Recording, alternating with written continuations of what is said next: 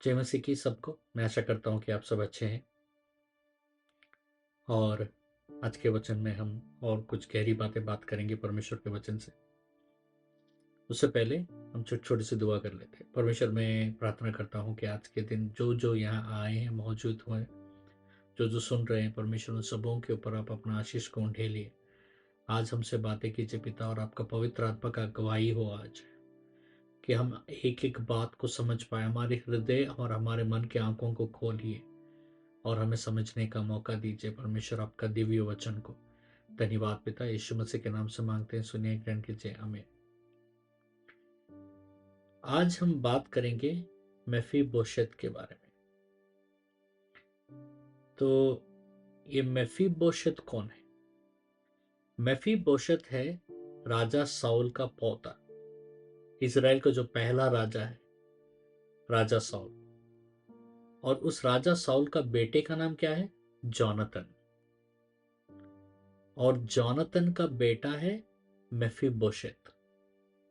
ठीक है। अब यहां पर एक इतिहास को समझने का थोड़ा जरूरी है आपको। इज़राइल के ऊपर पहला कोई राजा नहीं था। परमेश्वर न्यायियों को लेकर न्याय करते थे। इज़राइल का आखिरी न्यायी था सैमुएल। तब सारे इज़राइली लोग गए और बोले कि परमेश्वर, हमें आपका अधिकार नहीं चाहिए, हमको एक राजा चाहिए, क्योंकि सारे देशों के ऊपर एक राजा है, हमको एक राजा चाहिए। और परमेश्वर को तिरस्कार किया उन लोग। तो सैमुएल बहुत रोता है और परमेश्वर कहता है रोने का कोई जरूरत नहीं है। उन्होंने मुझे तिरस्कार किया, उनको मैं एक मानव राजा दूंगा, जो इंसान रहेगा राजा। मैं परमेश्वर उनके ऊपर राज्य करने का राजा बन के रहना चाहता था, वो पसंद नहीं है उनको, तो इसलिए मैं उनको दूंगा। और उनको समझ में आएगा कि इंसान अगर राजा बनता है और शासन करता है तो क्या क्या लेकर आता है, क्या क्या कठिनाइयां लेकर आता है, को समझने दो। और पहला राजा बेंजामिन गोत्र से शाऊल, किश का पुत्र शाऊल को चुना जाता है। और शाऊल गधा चराता था अपना पिता का, और परमेश्वर ने उसको चुना और शाऊल राजा बना।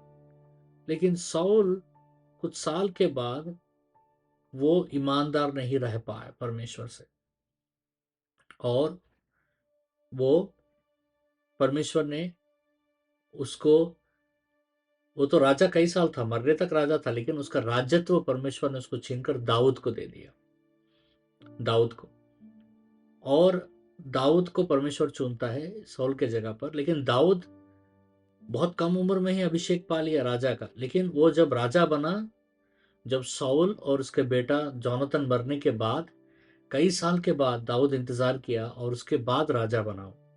तुरंत अभिषेक पाने का तुरंत राजा नहीं बन गया। समझ रहे? इसको समझना है आपको। तो अब ये साउल दाऊद का बहुत बड़ा दुश्मन था, क्योंकि परमेश्वर दाऊद के साथ था। साउल राजा को कभी भी दुष्ट आत्मा पकड़ता था तो दाऊद आकर अपना बांसुरी बजाने से दुष्ट आत्मा चला जाता था। तो उसी तरीके से दाऊद दाऊद को परमेश्वर ने चुना, ये सबको मालूम था। साउल को भी मालूम है, जोनातन को भी मालूम है। लेकिन साउल राजा ये मानने को तैयार नहीं था और अपने सिंहासन को देने को तैयार नहीं था, और वो कई प्रयास करता है दाऊद को मारने के लिए। दाऊद का तो आधा जीवन, पूरा जवानी साउल राजा से छिपते छिपते निकल गया उसका, कि कहां वो साउल को मिलेगा तो साउल उसको मार देगा। तो ये चीज है। तो अब क्या होता है कि साउल मर जाता है, जोनातन मर जाता है। और यहां पर एक चीज आपको जानना जरूरी है। साउल का बेटा जो जोनातन है और दाऊद जो है, ये दोनों प्राण मित्र थे, बेस्ट फ्रेंड्स थे, बेस्ट बडीज थे। वो दोनों एक दूसरे से बहुत प्यार करते थे, बहुत, मतलब एक बार में वाचा भी लिया। साउल ने जोनातन को वाचा, माफ कीजिएगा, दाऊद जोनातन को वाचा दिया, जोनातन ने दाऊद को वाचा दिया कि अगर मुझे कुछ हो जाए तो मेरे परिवार का देखभाल तुम करना। एक दूसरे ने वैसा वाचा किया। कई बार जब साउल दाऊद को मारने का आदेश दिया तो जोनातन ही बचाया उसको, दाऊद को बचाया। तो एक युद्ध होता है और युद्ध में मर जाता है साउल, और जॉनथन दोनों मर जाते हैं। साउल और जॉनथन मरने के बाद अभी राजा कौन बनेगा? दाऊद बनेगा अभी राजा। समझ रहे हैं? तो आज हम बात करेंगे इनके इस कहानियों के बीच में और एक किरदार को हम देखते हैं, वो है मेफीबोशेत। ये मेफीबोशेत जो है, ये जैसे मैंने आपको पहले बताया साउल का पोता है, माने साउल का बेटा जो जॉनथन है, जॉनथन का बेटा है मेफीबोशेत। कभी कभी हमारे जीवन में हमको ऐसा लगता है कि सब कुछ टूट गया है, सब कुछ अचानक बिखर गया है। अच्छा जा रहा था हमारा जीवन, सुकून, और अचानक एक दिन सुबह हम उठते हैं, देखा सब टूट गया, हमारा जीवन पूरा बदल गया। वो सुख सुविधाएं और नहीं रहे हमारे जीवन में। और इसका गलती कौन है? इसका गलती किसका गलती है? ये किसी का भी गलती नहीं है। अचानक कुछ चीजें हो जाती हैं। मेफीबोशेत के साथ भी यही हुआ। मेफीबोशेत 5 साल का था। दूसरे राजाएं 4 के 4 में मेफीबोशेत 5 साल का था जब खबर आया कि उसका दादाजी साउल और पिताजी जोनाथन मर गए। मेफीबोशेत की मां पहले ही मर चुकी थी। तो मेफीबोशेत 5 साल का लड़का था, 5 साल का बच्चा, और वो एक नौकरानी उसको पाल रही थी। राजा के बच्चों को नौकरानियां देखते हैं। तो अभी क्या होता है ना कि जब एक देश का राजा जब मर जाता है, उसे दूसरा देश का राजा जब मार देता है, तो वो जिस राजा ने मारा वो आकर पहले उसके घर में सब मर्दों को मार देता है और औरतों को लेकर चला जाता है, औरतों को अपना दासी और अपना पत्नियां बना देता है। ये उस समय में बहुत होते थे। तो जैसे पता चला नौकरानी को कि राजा साउल मर गया और जोनाथन भी मर गया, तो वो क्या की, मेफीबोशेत को छिपाने के कतार में मेफीबोशेत को लेकर दौड़ी। वो दौड़ते समय मेफीबोशेत हाथ से छूट गया। 5 साल का बच्चा था, और जैसे मेफीबोशेत गिर गया, उसके दोनों टांगे टूट गए। छोटा बच्चा है, दोनों टांगे टूट गए। सोच के देखिए, एक जो औरत उसको बचाने का कोशिश की, उसको जीवन भर के लिए अपाहिज बना दी। वो अपाहिज पैदा नहीं हुआ, परिस्थितियों ने उसको अपाहिज बना दिया। आज जो भी ये बातें सुन रहे हैं, आज आप भी बहुत जन ऐसे परिस्थिति में होंगे कि आप जानबूझ के अपाहिज नहीं बने, आपके जीवन में विकलांग नहीं बने। आपके परिस्थितियों ने आपको विकलांग बना दिया, शारीरिक तौर से, मानसिक तौर से, आत्मिक तौर से। आपने ये चाहा नहीं। आपके जीवन में ऐसी घटनाएं घटी जिससे आप गिरे। आपके जीवन में ऐसी घटनाएं घटी जिससे आप गिर गए। और जब आप गिरे तो आप अपाहिज हो गए, विकलांग हो गए। आप प्रार्थना का जीवन चला गया आपसे। आत्मिक परमेश्वर से तो प्यार करते हैं आप, लेकिन उस तह तक पहुंच नहीं पा रहे। आपको कहीं पर लग रहा है कि मैं विकलांग हूं, मैं अपाहिज हूं। आपने कोई गलती नहीं किया, लेकिन हालात ऐसे आए कि आप गिर गए। और जैसे आप गिर गए, आप अभी अपने आप को अकेला महसूस करते हो। आप कुछ नहीं कर सकते, ना यहां जा सकते, ना वहां से कोई आ सकता है, ना आप वहां जा सकते। आप ना ये कर सकते हो, ना वो कर सकते हो। एक विकलांग अपाहिज स्थान पर अपने आप को महसूस कर रहे हो। बाहर निकलना चाहते हो, निकल नहीं पा रहे हो। संभालना चाहते हो अपने आप को, संभाल नहीं पा रहे हो।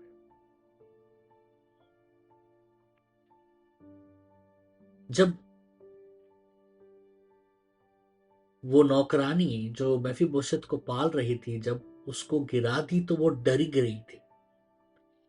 किस चीज से डर गई थी? कि कहीं लोग आकर मेफीबोशेत को ना मार दे। कोई भी व्यक्ति जो डर से, जिसका आम, आम, जो डर से चलाया जाता है, वो हमेशा विकलांग हो जाएगा। डर को, डर से अपने जीवन को चलाना नहीं है। डर के आधार पर आप अपने जीवन को अगर चलाओगे तो आप जरूर विकलांग हो जाओगे। आपका जीवन विश्वास के आधार पर चलाना है। विश्वास कहां से? परमेश्वर के वचन से निकला हुआ उस विश्वास के। ये जो नौकरानी, ये विकलांग, दौड़ते समय बच्चे को अपने हाथ से गिरा दी, उसका टांगे टूट गए, विकलांग हो गया, और उसके बाद वो जीवन भर लो डबार स्थान पर, लो डबार ये एक जगह का नाम है, यहां पर मेफीबोशेत जिंदगी अपना बिताया, वहीं पर अपना जिंदगी बिताया।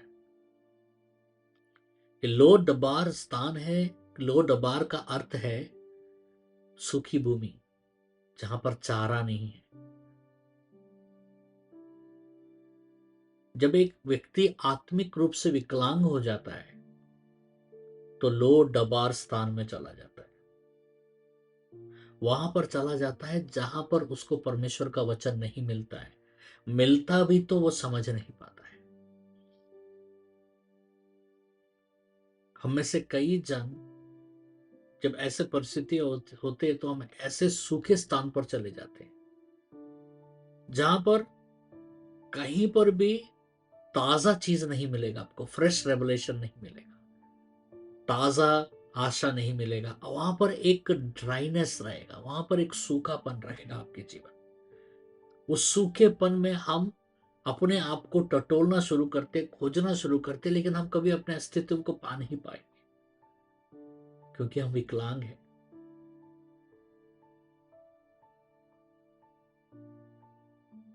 लेकिन यहां पर एक चीज मैं आपको बताना चाहता हूं। कई साल के बाद दाऊद राजा बनता है। कई साल के बाद दाऊद राजा बनता है। राजा बनने के बाद दाऊद राज्य संभालता है। संभाल कर सबसे पहला क्या करता है? वो एक सवाल पूछता है अपने ज्ञानियों से, सबको बुला के कहता है, दूसरा शमूएल 9:1 में हम पढ़ते हैं, पूछता है, मैं एक जानना चाहता हूं क्या साउल के खानदान से कोई जिंदा है? क्योंकि सबको लगेगा अरे साउल तो इसका दुश्मन है, इसको जिंदगी भर साउल से बचते हुए घुमा। अब ये खोज रहा है कि कहीं साउल का कोई खानदान बचा होगा। तो राजा का कर्तव्य क्या है? दूसरा राजा का सबको मार देने। उसको मारेगा क्या? पर बाकी वो पता करना चाहता है कि कोई है क्या, उसको मार देगा। लेकिन दाऊद उसके बाद कहता है, एक बात कहता है, दाऊद कहता है कि क्या कोई साउल के वंश से कोई जीवित है? क्योंकि मैं उस पर दया दिखाना चाहता हूं मेरे प्राण मित्र जॉनथन के कारण। समझ रहे हैं? क्योंकि जॉनथन से उसने वादा किया था कि अगर तुझे कुछ होगा तो तेरे परिवार को मैं देखूंगा। दूसरा शमूएल 9:3 में दाऊद और एक बात बोलता है। दाऊद बोलता है, क्या साउल के वंश से कोई जिंदा है? पता करो, क्योंकि मैं उस पर परमेश्वर का दया दिखाना चाहता हूं। पहले वो बोला मैं जॉनतन के कारण उस पर दया दिखाना चाहता हूं, लेकिन अब दाऊद कह रहा है कि मैं परमेश्वर का दया दिखाना चाहता हूं। ये तो वाचा हो गया। परमेश्वर का दया क्या है? वाचा है। ये वाचा है। परमेश्वर ने अपने ऊपर वाचा किया और कहा कि मैं तेरा देखभाल करूंगा, मैं तुमसे प्यार करूंगा, मैं तुम्हारा देख रेख करूंगा। यादी स्थान का नाम क्या है? लोदबार। ये लोदबार स्थान पर मेफीबोशेत अपाहिज अपंग होकर पड़ा हुआ था, उसका जीवन शून्य हो गया था, लेकिन राजा उसको ढूंढ रहा था। राजा का दया उसको ढूंढ रहा था। हम भी अपने जीवन में अपाहिज समयों में, लो दबार में अगर हम छुपे होंगे, हमको लगेगा कि मुझे कौन चाहेगा, मुझ गरीब को कौन प्रेम करेगा, मुझ गरीब के जरूरतों को कौन पूरा करेगा। मेरी आशाएं तो बहुत है, मेरी उम्मीदें तो बहुत है, लेकिन मैं तो अपाहिज हूं। मेरा बल नहीं, मेरे पास उतना नहीं है जिससे मैं ये कार्य को संपन्न कर सकूं। मुझे कौन चाहेगा, मुझे कौन उठाएगा, लेकिन याद रखना, तुम्हारा राजा तुम्हें ढूंढ रहा है।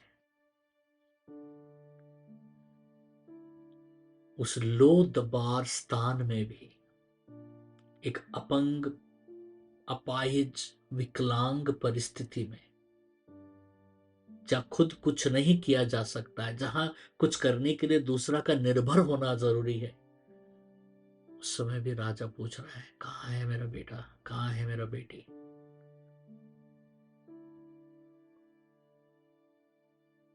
मुझे वो चाहिए।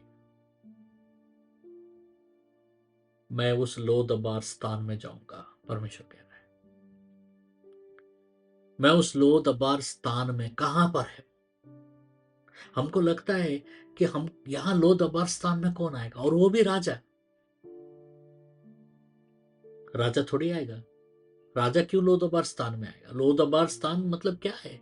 जहां कुछ भी नहीं है, जहां सूखा है, जहां हरियाली नहीं है, जहां प्रेम नहीं है, जहां कोई प्रेम करने वाला है ही नहीं, जहां तुम्हारा जरूरत किसी को है ही नहीं, उस लोदबार स्थान में खुदावन आना चाहता है। यहां एक बात ध्यान दीजिए, मेफीबोशेत दाऊद को खोजने नहीं गया। मेफीबोशेत ये नहीं बोला कि मुझे पता चला है कि राजा, अब अभी दाऊद राजा बन गए हैं, मैं सौल का पोता हूं, आज जोनातन जो आपका प्रियन प्राण मित्र है उसका मैं बेटा हूं, आपने वादा किया ना कि आप मुझे देखेंगे करके। ये कौन कहता है? ये मेफीबोशेत नहीं, हम में से कई लोग ऐसे ही बोलते हैं। परमेश्वर के पास जाकर, परमेश्वर मैं वो हूं, परमेश्वर आपने वादा किया ना कि आप मुझे ये दोगे, परमेश्वर आपने वाचा किया ना। परमेश्वर को हम वचन सुनाना शुरू कर देते हैं। जब हम बहुत जन को देखिए जो प्रार्थना करते हैं, किसी को भी प्रार्थना करते हुए सुनिए, वो ज्यादा वचन बोल, परमेश्वर आपने ये किया ना, परमेश्वर आपने वचन में ऐसा किया ना, परमेश्वर आपने वचन में वैसा बोला ना, परमेश्वर आप मेरे को देंगे बोले ना। मेफीबोशेत नहीं जा रहा है, राजा आ रहा है मेफीबोशेत के पास। आपको परमेश्वर को बताने का जरूरत नहीं कि परमेश्वर मुझसे प्यार करो। आज कुछ जनों को सुधारने का जरूरी है। सुनिए ये बात, परमेश्वर मुझे प्यार करो, मुझे प्यार करो बोलने का जरूरत नहीं है आपको परमेश्वर से। बार बार आपके प्रार्थनाओं में ऐसा लगता है कि आपको ऐसा लगता है कि परमेश्वर मुझे प्यार करो। आपके प्रार्थनाओं में, आपके समर्पण में, आपका इसमें आप ढूंढते रहते हो कि मैं क्या करूंगा तो परमेश्वर मुझे ज्यादा प्यार करेगा। परमेश्वर आपसे बहुत प्यार करता है। मेफीबोशेत मेफीबोशेत नहीं गया दाऊद के पास, दाऊद राजा आया मेफीबोशेत को। मेफीबोशेत नहीं खोज रहा है दाऊद राजा को, दाऊद राजा खोज रहा है मेफीबोशेत को। पर तुझे परमेश्वर ढूंढेगा, तुझे परमेश्वर खोजेगा। तुझे परमेश्वर को बताने का या उसे याद दिलाने का जरूरत नहीं है कि परमेश्वर तुम मुझसे प्यार प्यार करो, मुझ पर दया दिखाओ परमेश्वर, मुझ पर प्रभु अनकंडीशनल लव। परमेश्वर को मालूम है, और तू लोदबार में रहेगा, रहेगी, तो लो दबार में अपंग, अपाहिज परिस्थिति में रहेगा, रहेगी, वहां परमेश्वर ढूंढते हुए तुझे आएगा। उसकी पुकार, उसकी आवाज, उसका स्पर्श तुझ तक पहुंचेगा। दाऊद कह रहा है कि मैं, कोई जिंदा है क्या सौल के वंश, क्योंकि मैं उस पर परमेश्वर का प्रेम जताना चाहता हूं, दाऊद का प्रेम नहीं। दाऊद का प्रेम तो स्तिमित है, स्थिरित है। परमेश्वर का प्रेम का कोई सीमा नहीं, स्थिर नहीं है। परमेश्वर का प्रेम अस्थिर है। परमेश्वर का प्रेम फैला हुआ है। परमेश्वर का प्रेम इनफाइनाइट है। परमेश्वर का प्रेम। दाऊद ये नहीं कह रहा कि कोई है तो देखो, मैं उसके साथ थोड़ा अच्छा बर्ताव करना चाहूंगा, मैं उसको थोड़ा कपड़ा और थोड़ा रोटी देकर आऊंगा। नहीं, वो नहीं कह रहा है। बोला मैं उस पर परमेश्वर का प्रेम का बौछार करना चाहता हूं। समझ रहे? इसको समझिए।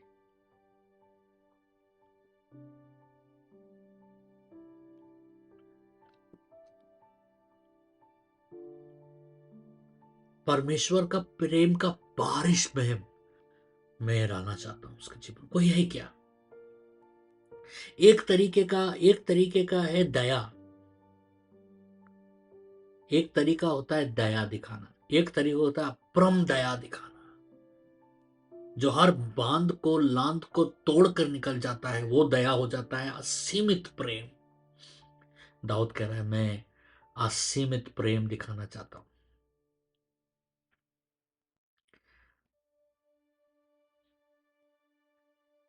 हम कभी कभी एक स्थान पर फंस जाते हैं, लोदबार स्थान में, जैसा मेफीबोशेत था। हम उस स्थान में फंस जाते हैं। हमको ऐसा लगता है कि हमारा हमारा जो, देखिए, मेफीबोशेत जो था वो एक राजा का पोता था।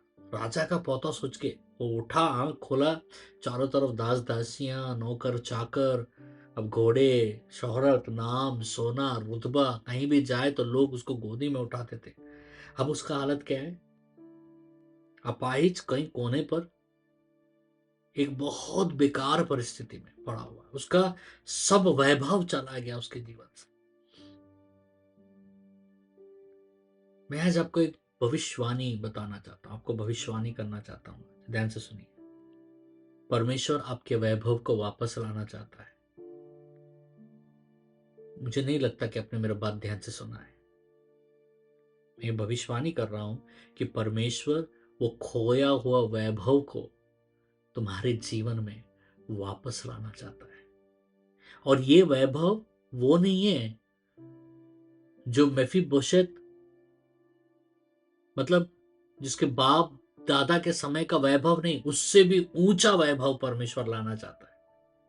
ये वो वैभव नहीं जिसको आपने खो दिया है। ये वो वैभव लाना चाहता है परमेश्वर आपके जीवन में जो जो आपने खो दिया, उससे भी उत्तम वैभव आपके जीवन में परमेश्वर लाना चाहता है।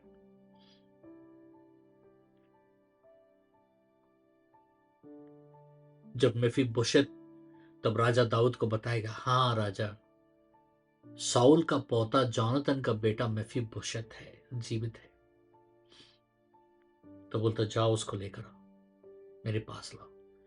और मेफीबोशेत को राजा दाऊद के पास लाया गया। और मेफीबोशेत, दूसरा सैमुएल 9:8 में मेफीबोशेत कहता है कि मैं तेरा नौकर हूं, तू मुझ पर क्या करेगा? मैं तो एक मरा हुआ कुत्ते की तरह हूं।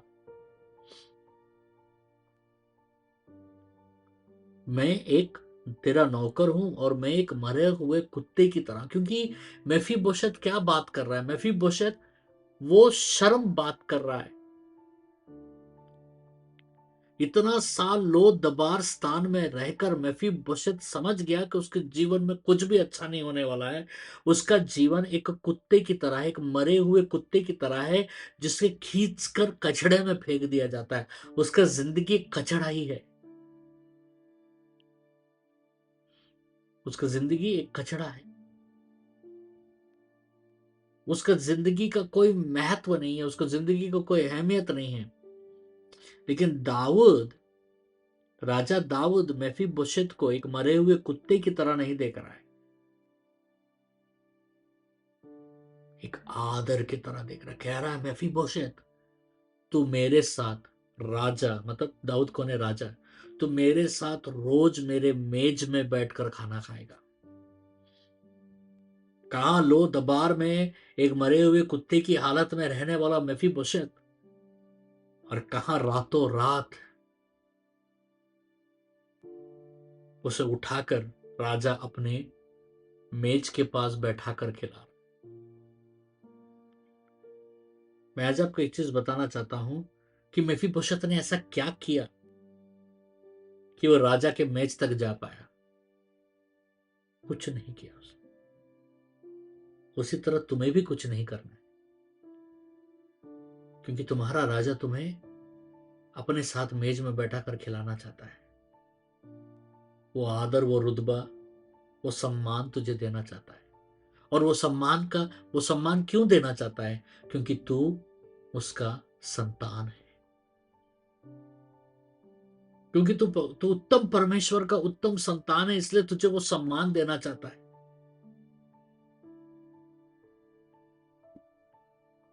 लेकिन कभी कभी उस सम्मान को हम ठुकरा देते हैं। क्यों ठुकरा देते हैं मालूम है? क्योंकि हम को ये लगता है कि शायद राजा को पता नहीं कि मैं अपाहिज हूं। हमको लगता है शायद राजा को पता नहीं कि मैं लोदबार में हूं। शायद राजा को पता नहीं कि वो मुझे मेज पे खिलाने के लिए मुझे मुझे एक हैसियत चाहिए।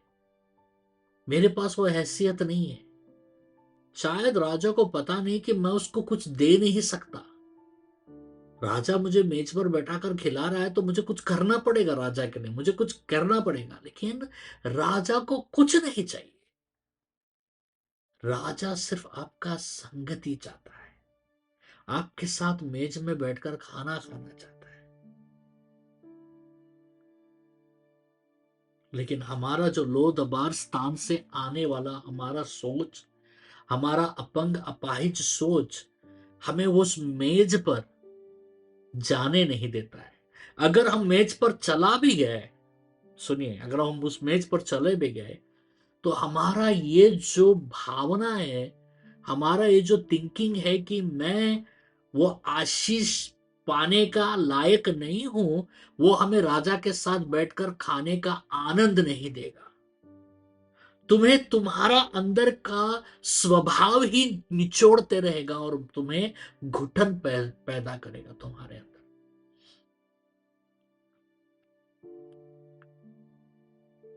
क्या करना है तुम्हें? मुझे क्या करना है? मुझे तुम्हें स्वीकार करना है राजा का। आ, राजा जो तुझे स्वागत कर रहा है बाहें फैलाकर, तुझे वो स्वीकार करना है। राजा जो तुझे बुला रहा है उसके साथ बैठकर खाने के लिए तुझे कुछ नहीं करना है, तुझे कुछ नहीं देना है, तुझे कुछ नहीं समझना है। तू सिर्फ उसके साथ बैठकर खाना खाने के लिए बुला रहा है। रोज बुला रहा है तुझे, एक वक्त के लिए नहीं, एक दिन के लिए, साल में एक बार नहीं, 5 साल में एक बार नहीं।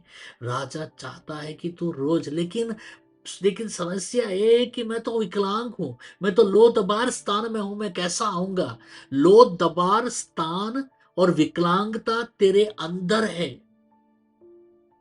तेरे अंदर बस गया है, तेरे शरीर में नहीं है, तेरे चारों ओर नहीं है, तेरे अंदर बस गया है लो दबार और विकलांगपन।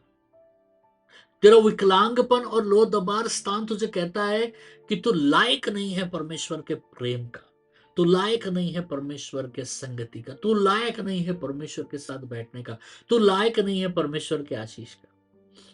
इसलिए तेरी प्रार्थनाएं भी बहुत छोटी होती है, तेरी प्रार्थनाएं बड़ी नहीं होती है।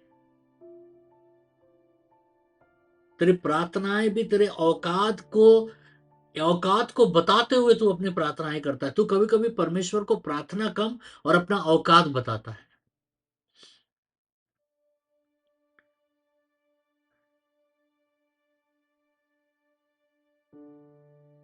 तू बताता है परमेश्वर को ये मेरा औकात है।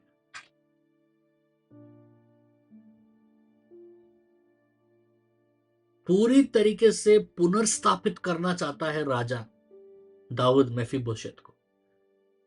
राजा के मेज पर वही खाता है, राजा का सगा बेटा लोग खाते हैं राजा के मेज पे, उसकी पत्नी, उसका सगा परिवार, वही लोग जो राजा का खून से निकला है, वही लोग राजा के मेज में राजा के परिवार के सदस्य, वही लोग राजा के साथ मेज में बैठकर रोज खाते हैं। राजा कितने बार भी खाएगा, उतने बार। मेफीबोशेत को कोई काम करने का जरूरत नहीं, मेफीबोशेत को कोई युद्ध करने का जरूरत नहीं, मेफीबोशेत को कोई साफ करने का जरूरत नहीं, मेफीबोशेत को कोई सलाह देने का जरूरत नहीं। मेफीबोशेत का काम इतना था कि वो रोज जब भी राजा नाश्ता करना आए, दोपहर को खाना खाना है, रात को खाना खाना है, वो भी आए और राजा के साथ बैठकर वही उत्तम खाना जो राजा खा रहा है वही खाए, वही उत्तम बातें, वही उत्तम संगति जो राजा के साथ, राजा के परिवार के साथ है, वही करे। उसके बाद वो आराम करे। ये चाहता है परमेश्वर आपके साथ। परमेश्वर चाहता है कि आप उसके साथ बैठो प्रार्थना में, आप उसके साथ बात करो। आप में से कितना जन रोज प्रार्थना करते हो?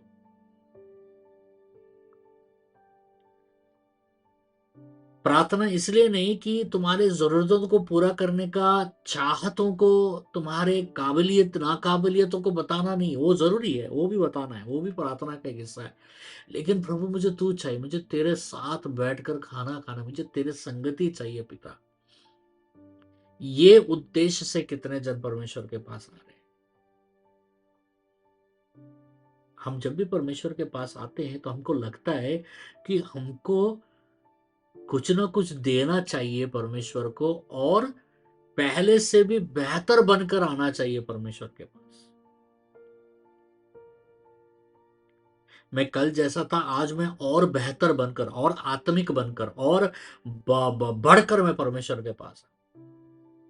ये ज्यादा सताता है आपको कि मैं बेहतर नहीं हूं। परमेश्वर बेहतरी नहीं चाह रहा है आपसे, संगति चाह रहा है। जब आप परमेश्वर को अपना संगति और अपना समर्पण दोगे ना, परमेश्वर जो बेहतर है उस बेहतरी से परमेश्वर आपको ढाक देगा। परमेश्वर आपको चाहता है। यहां और एक चीज, मेफीबोशेत जब बैठा दाऊद के साथ मेज पर खाने के लिए, तो वो गुलाम के रूप में नहीं बैठा, वो एक बेटे के रूप में बैठा। गलीतियन 4 के साथ में कहा कि तुम अब गुलाम नहीं हो, तुम अब संतान हो। तुम एक मेहमान नहीं हो मेज पर, तुम उसके संतान हो। तुम्हारा स्थान वो मेज है, तुम्हारा स्थान वहां खाना है। तुम्हारा स्थान मेज पर जो परोसा गया वो खाना है, मेज के नीचे जो गिर गया वो नहीं खाना है तुम्हें। यहां और एक चीज है, मेफीबोशेत क्या था? उसके टांगे टूट गए। कभी वो 5 साल की उम्र में जब था, उसकी नौकरानी उसको लेकर छिपाने की कोशिश कर रही थी, तो उसका हाथ से मेफीबोशेत गिर गया, उसके दोनों टांगे टूट गए। वो अपाहिज है। लेकिन एक बात मालूम है आपको? ध्यान से सुनिए, ध्यान से सुनिए इस बात को। जब राजा ने उसे खाने के लिए बुलाया, जब वो राजा के मेज पर जब बैठा, तो राजा का जो मेज है, जो टेबल है, उसके अपंग टांगों को ढाक दिया। तुम कभी भी राजा के साथ बैठकर खाओगे ना, तुम कभी भी राजा के साथ बैठकर खाओगे तो तुम्हारा हर अपंग, अपाहिज पांव ढक जाएंगे, क्योंकि वो मेज ढाक देगा। वो मेज है राजा का प्रेम, वो मेज है राजा का मिलाप, वो प्रेम है राजा का बुलावा। परमेश्वर का बुलावा तुझ पर होगा, जब परमेश्वर का प्रेम तुझ पर उतरेगा, जब परमेश्वर के साथ तुम जब मेज पर बैठोगे, तो तुम्हारा हर अपाहिजपन ढक जाएगा मेरे दोस्त।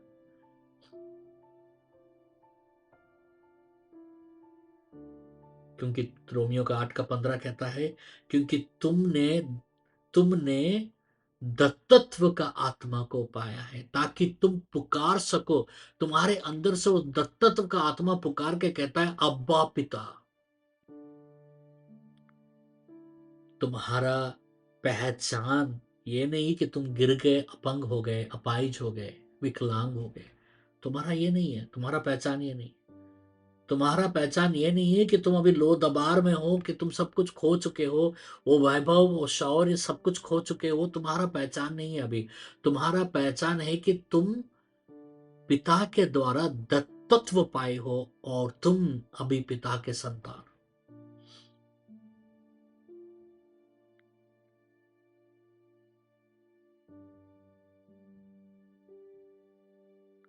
लोदबार से तुमको बाहर निकलना है। तुम अपाहिज हो, अपंग हो, विकलांग हो, लेकिन परमेश्वर तुम्हें ढांकना चाहता है अपने प्रेम से।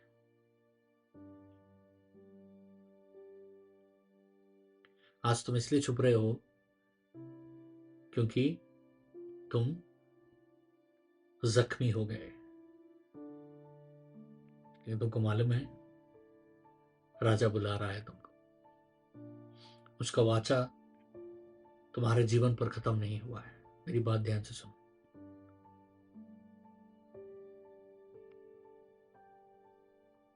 उस मेज के पास तुम्हारा हर कमजोरी ढक जाएगा, तुम्हारा हर दुर्बलता ढक जाएगा, क्योंकि उस मेज में प्रेम ही प्रेम है, दया ही दया है, क्षमा ही क्षमा है। उस मेज में तुम्हारा हर समस्या का प्राविधान है, तुम्हारा हर जरूरत पूरा होगा उस मेज पर, क्योंकि तुम बुलाए गए।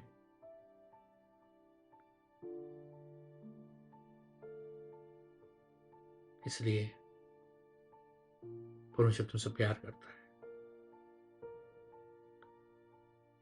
शायद तुमने नहीं सुना मैंने क्या बोला। परमेश्वर तुमसे प्यार करता है। God loves you.